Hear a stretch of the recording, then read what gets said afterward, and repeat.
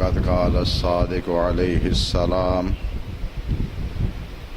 صیام شعبان ذخر للعبد یوم القیامہ وما من عبد یکثر الصیام فی شعبان الا اصلح اللہ له معیشتہ وکفاہ شر عدوہ صلوات۔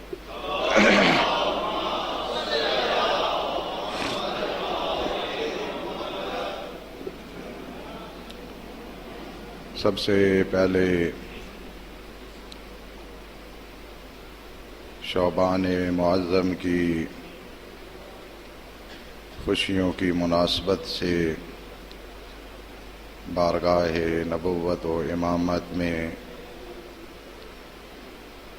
ہدیہ تبریک پیش کرتا ہوں اور تمام مومنین کی خدمت میں بھی ہدیہ تبریک پیش کرتا ہوں۔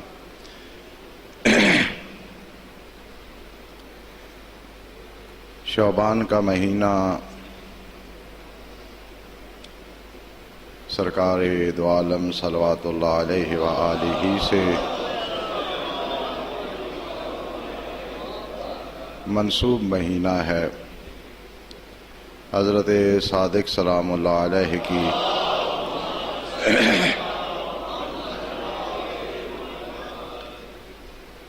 حدیث مبارک جو تلاوت کی ہے، اس میں حضرت نے ارشاد فرمایا کہ شعبان کے روزے بندے کے لیے قیامت کے دن کا ذخیرہ ہیں، اور کوئی شخص بھی شعبان میں کثرت سے روزے نہیں رکھتا مگر یہ کہ خداوند متعال اس کی معیشت کے معاملات کی اصلاح فرما دیتا ہے اور اس کے دشمن کے شر سے اس کی کفایت کرتا ہے۔ وَإِنَّ أَدْنَىٰ مَا يَكُونُ لِمَن يَصُومُ يَوْمًا مِّن شَعْبَانَ أَن تَجِبَ لَهُ الْجَنَّةُ،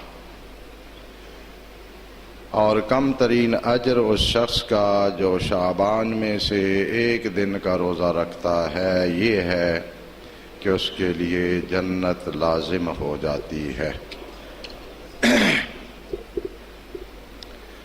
شعبان معظم چونکہ خوشیوں کا مہینہ ہے اور ہمیشہ ہر مذہب کی طرح، ہر آئین کی طرح، ہر آسمانی قانون کی طرح کہ قانون کے تقاضے، مذہب کے تقاضے کچھ اور ہوتے ہیں اور اہل مذہب کے اعمال اور اہل مذہب کے کام کچھ اور ہوتے ہیں۔ یہی حشر ہے اسلام کا مسلمانوں کے نزدیک۔ اسلام کے مطالبات اور تقاضے کچھ اور ہیں اور مسلمان کی عملی زندگی کسی اور نہج پہ چل رہی ہے، اور یہی معمہ اور مشکل مذہب حق، مذہب اہل بیت علیہم السلام اور اس کے پیروکاروں کی نسبت پایا جاتا ہے کہ مذہب کے تقاضے کچھ اور ہیں اور مذہب سے منسوب لوگوں کے کام کسی اور جہت اور کسی اور راستے پر ہیں۔ بڑا مختصر اور پرمعنی جملہ کسی شخص نے کہا ہے کہ شیعہ حضرات جب یہ کہتے ہیں کہ حضرت امیر المومنین علیہ السلام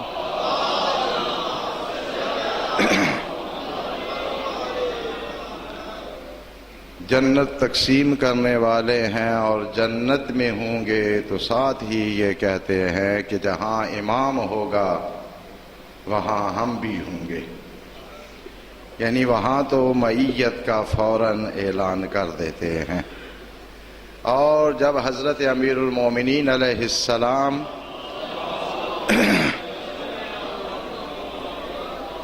کی سیرت اور عمل کی بات آتی ہے تو پھر فوراً کہہ دیتے ہیں کہاں علی کہاں ہم۔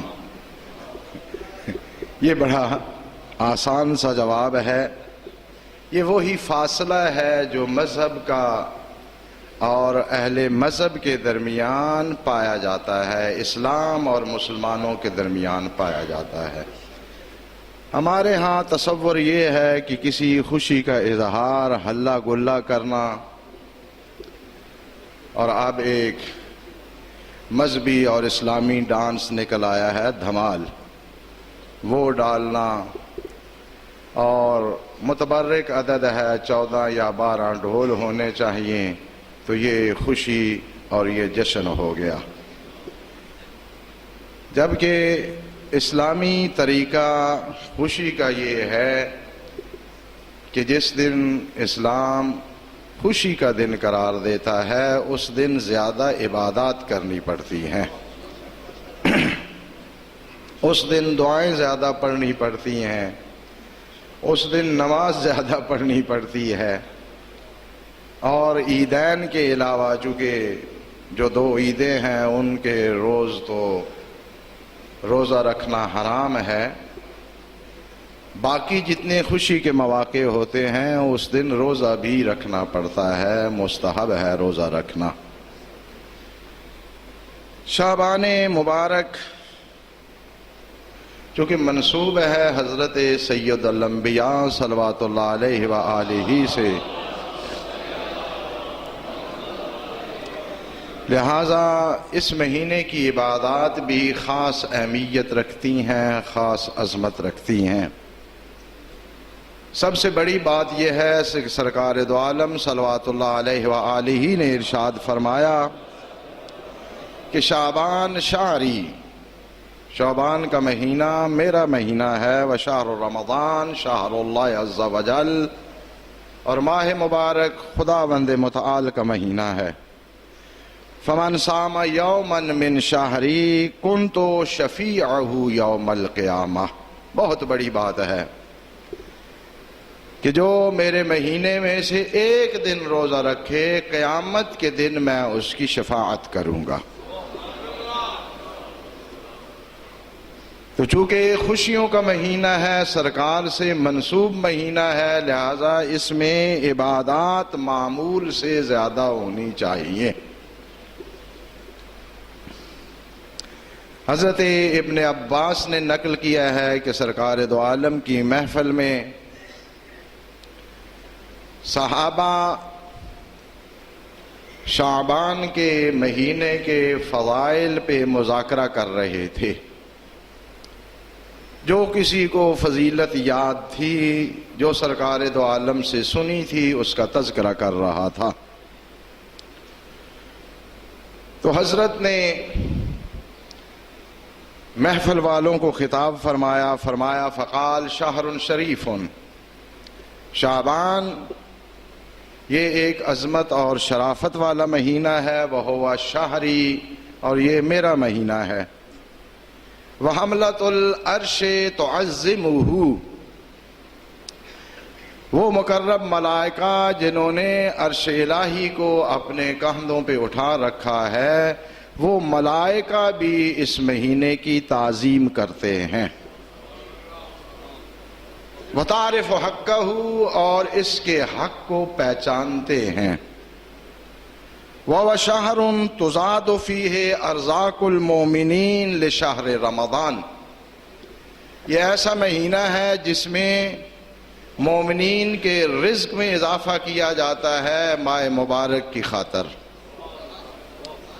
اور وَتُزَيَّنُ فِيهِ الْجِنَانُ، اس مہینے میں جنت کو مزین کیا جاتا ہے، جنت کا بناؤ صغار کیا جاتا ہے۔ وَإِنَّمَا سُمِّيَ شَعْبَانَ لِأَنَّهُ يَتَشَعَّبُ فِيهِ أَرْزَاقُ الْمُؤْمِنِينَ، شعب سے ہے اور شہب جو ہے قسم کو کہتے ہیں، گروہ کو کہا جاتا ہے۔ تو اس کا نام شعبان اس لیے رکھا گیا ہے کہ اس میں مومنین کے رزق تقسیم کیے جاتے ہیں۔ وَهُوَ شَهْرٌ الْعَمَلُ فِيهِ مُضَاعَفٌ، یہ ایسا مہینہ ہے جس میں کوئی بھی نیکی اس کی کئی گنا جزا دی جاتی ہے۔ الحسنۃ 70، ایک نیکی کے بدلے میں 70 نیکیوں کا ثواب دیا جاتا ہے۔ وَالسَّيِّئَةُ مَحْطُوطَةٌ، اور اس میں لغزش کوتاہی جو ہے اسے درگزر کر دی جاتی ہے۔ وَالذَّنبُ مَغْفُورٌ، اور گناہ سے چشم پوشی کی جاتی ہے۔ وَالْحَسَنَةُ مَقْبُولَةٌ، اور اس مہینے میں جو بھی نیکی انجام دی جاتی ہے وہ اللہ کی بارگاہ میں شرف قبولیت پیدا کرتی ہے۔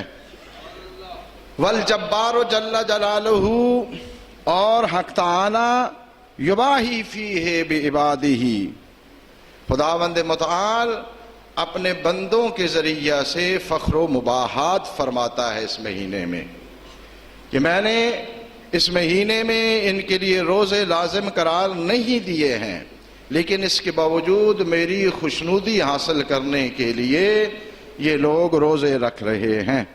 وَيَنْظُرُ صُوَّامَهُ وَقُوَّامَهُ، اور اس میں روزے رکھنے والے اور اس میں عبادت کرنے والے، قیام کرنے والے لوگوں کی طرف حق تعالی دیکھتا ہے۔ فَيُبَاهِي بِهِمْ حَمَلَةَ الْعَرْشِ، ان روزے داروں اور عبادت گزاروں کے ذریعے سے خداوند متعال حاملین عرش پر فخر و مباحات فرماتا ہے۔ فقام علی ابن ابی طالب علیہ السلام، جب حضرت کی گفتگو یہاں تک پہنچی تو امیر المومنین علیہ السلام محفل میں کھڑے ہوئے۔ فقال ابی ابی انت و امی یا رسول اللہ، میرے ماں باپ آپ پہ قربان ہوں، صف لنا شیئا من فضائلہ، آپ شعبان کے فضائل میں سے کچھ ہمارے لیے بیان فرمائیں۔ لنزداد رغبتاً فی صیامہ و قیامہ، تاکہ ہم ماہ شعبان کے روزوں اور ماہ شعبان کی عبادتوں میں رغبت پیدا کریں۔ وَلِنَجْتَهِدَ لِلْجَلِيلِ عَزَّ وَجَلَّ فِيهِ، اور ہم اس مہینے میں حق تعالی کے لیے اس کی خوشنودی کے لیے کچھ کوشش کر سکیں۔ فقال النبی صلی اللہ علیہ وآلہ وسلم، حضرت نے ارشاد فرمایا کہ من صام اول یوم من شعبان کتب اللہ لہ 70 حسنہ، کہ جو بھی اس ماہ مبارک کے پہلے دن کو روزہ رکھے گا حق تعالی اس کے لیے 70 نیکیاں لکھے گا۔ اور یہاں پر الحسنۃ تعدل عبادت سنۃ، یہ 70 جو نیکیاں لکھی جائیں گی، ایک نیکی سال بھر کی عبادت کے برابر ہوگی، یعنی ایک روزے پہ 70 سال کی عبادتوں کا اجر دیا جائے گا۔ پھر اس کے بعد حضرت نے 2 روزے رکھنے کی فضیلت، 3 روزے رکھنے کی فضیلت، اور پھر پورا مہینہ رکھنے کی فضیلت، ایک ایک روزے کے اعتبار سے حضرت نے فضیلت کو بیان فرمایا۔ حدیث چونکہ طولانی تھی اس لیے پوری حدیث جو ہے وہ یہاں پر نقل نہیں کی، لیکن بہت سی احادیث سے یہ پتہ چلتا ہے کہ شعبان معظم یہ عبادت، ذکر اور درود و سلام کا مہینہ ہے۔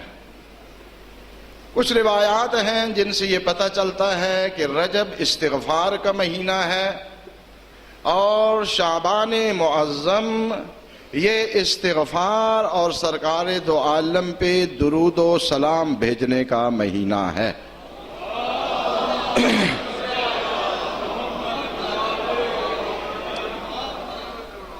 حضرت ابو الحسن علی ابن موسیٰ الرضا صلوات اللہ علیہم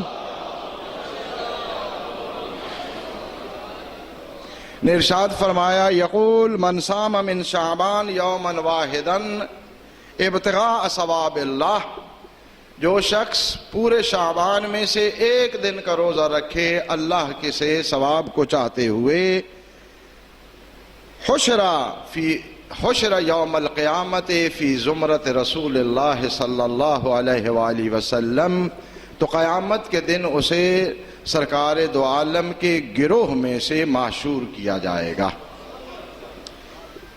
وَوَجَبَتْ لَهُ مِنَ اللَّهِ الْقَرَامَةِ، اور اللہ کی طرف سے اس کے لیے کرامت اور عظمت لازم ہو جائے گی۔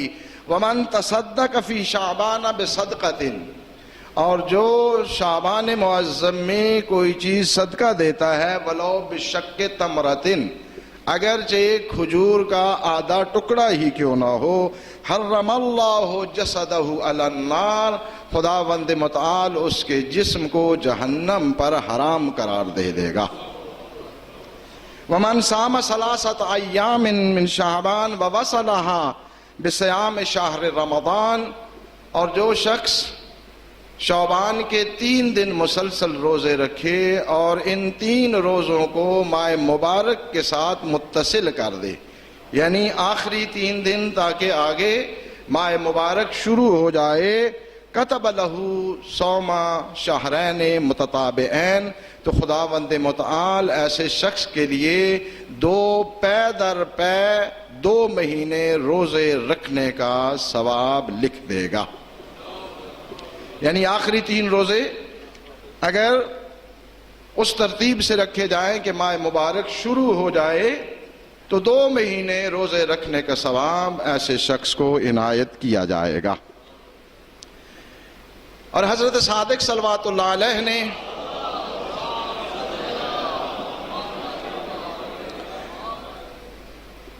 سرکار رسالت صلوات اللہ علیہ وآلہ سے ایک حدیث مبارک، یہ حدیث بھی کافی طولانی ہے، میں نے اس کے ابتدائی چند کلمات جو ہیں وہ تحریر کیے ہیں، اور یہ ان 3 مہینوں رجب، شعبان اور ماہ مبارک کے اذکار کے متعلق یہ حدیث وارد ہوئی ہے۔ حضرت نے ارشاد فرمایا کہ رجب شہر الاستغفار، رجب مرجب یہ اللہ سے مغفرت طلب کرنے کا مہینہ ہے، لِأُمَّتِي میری امت کے لیے، اکثروا فیہ الاستغفار، لہذا رجب میں کثرت سے بارگاہ ربوبی میں مغفرت طلب کریں اور کثرت سے توبہ کریں۔ فَإِنَّهُ غَفُورٌ الرحیم، وہ بخشنے والا ہے اور رحم کرنے والا ہے۔ وَشَعْبَانُ شَعْرِی، اور شعبان میرا مہینہ ہے۔ استکثروا فی رجب من قول استغفر اللہ، رجب میں استغفر اللہ کثرت سے کہیں۔ واسألوا اللہ الاکالہ والتوبۃ فیما مضی، اور اللہ سے سوال کریں، مطالبہ کریں کہ گزشتہ گناہوں سے درگزر فرمائے، والعصمۃ فیما بقی من آجالکم، اور باقی ماندہ زندگی میں آپ کو گناہوں سے محفوظ رکھے۔ یہ دعا کثرت سے رجب میں کرنی چاہیے۔ وَأَكْثِرُوا فِي شَعْبَانَ الصَّلَاةَ عَلَى نَبِيِّكُمْ وَأَهْلِهِ، اور شعبان معظم کے مہینہ میں کثرت سے اپنے نبی اور ان کی آل پر درود بھیجنا اور کثرت سے درود پڑھنا۔ لہذا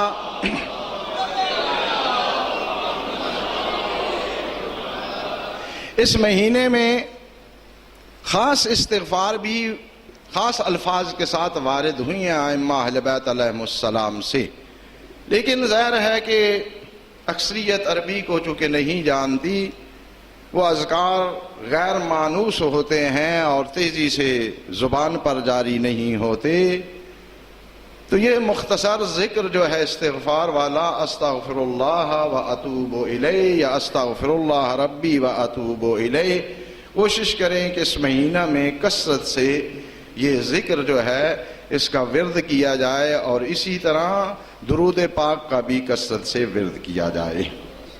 اور اس کے لیے ایک وضاحت عرض کر دوں، ضروری نہیں ہوتا ہے کہ انسان باوضو ہو تو تب ذکر کرے، انسان کی زبان کبھی نجس نہیں ہوتی، حتیٰ انسان کا اگر بدن بھی نجس ہو جاتا ہے تب بھی وہ ذکر الہی کر سکتا ہے۔ جن حالات میں مرد اور عورت کے لیے نماز پڑھنا جائز نہیں ہوتی یا قرآن کریم کی تلاوت کرنا جائز نہیں ہوتی، ان حالات میں بھی ذکر الہی کیا جا سکتا ہے، اس لیے کہ انسان کی زبان نجس نہیں ہوتی۔ لہٰذا اگر کوئی وضو سے یہ اذکار کرتا ہے تو نور علی نور، پھر تو بہت اچھی بات۔ لیکن بہت سے لوگ ایسے ہوتے ہیں جن کے لیے زیادہ دیر وضو رکھنا ممکن نہیں ہوتا، اور وہ اپنے تئیں یہ سمجھتے ہیں کہ جب میں وضو باقی نہیں رکھ سکتا لہٰذا اب میں ذکر وغیرہ نہیں کر سکتا۔ نہیں، ذکر کے لیے وضو کی کوئی پابندی نہیں ہے۔ آپ کسی حال میں بھی، کسی کیفیت میں بھی، چلتے پھرتے جب آپ فارغ ہوں تو ان اذکار کو بطور ورد پڑھ سکتے ہیں۔ اور اسی طرح حضرت نے ارشاد فرمایا کہ ورمضان شہر اللہ تبارک و تعالی، اور ماہ مبارک خداوند متعال کا مہینہ ہے، لہذا اس مہینے میں استکثروا فیہ من التحلیل والتکبیر والتمجید والتسبیح وہو ربیع الفقراء۔ ماہ مبارک کے مہینہ میں کثرت سے لا الہ الا اللہ کہنا چاہیے، اللہ اکبر کہنا چاہیے، اور تسبیح بیان کرنی چاہیے، سبحان اللہ، اور اسی طرح حق تعالیٰ کی عظمت اور بزرگی کا کثرت سے تذکرہ کرنا چاہیے۔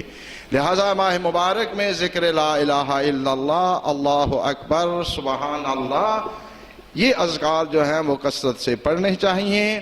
ماہ شعبان میں استغفار اور درود، اور ماہ رجب میں چونکہ وہ امت کے لیے استغفار کا مہینہ ہے، کثرت سے استغفار پڑھنی چاہیے، اور وہ اگر مخصوص جو الفاظ استغفار کے وارد ہوئے ہیں وہ ہم نہیں جانتے تو پریشان ہونے کی ضرورت نہیں ہے۔ یہی جو کلمہ استغفار کا عموماً ہم پڑھتے ہیں، اسی کو کثرت سے اگر کوئی پڑھتا ہے تو یہ کفایت کر جائے گا۔ بارگاہ رب العزت میں مسرانہ دعا ہے کہ بحق آل بیت صلوات اللہ علیہ مجمعین ہمیں صحیح طور پہ مذہب کو سمجھنے اور اس کے احکام پر عمل کرنے کی توفیق عنایت فرمائے۔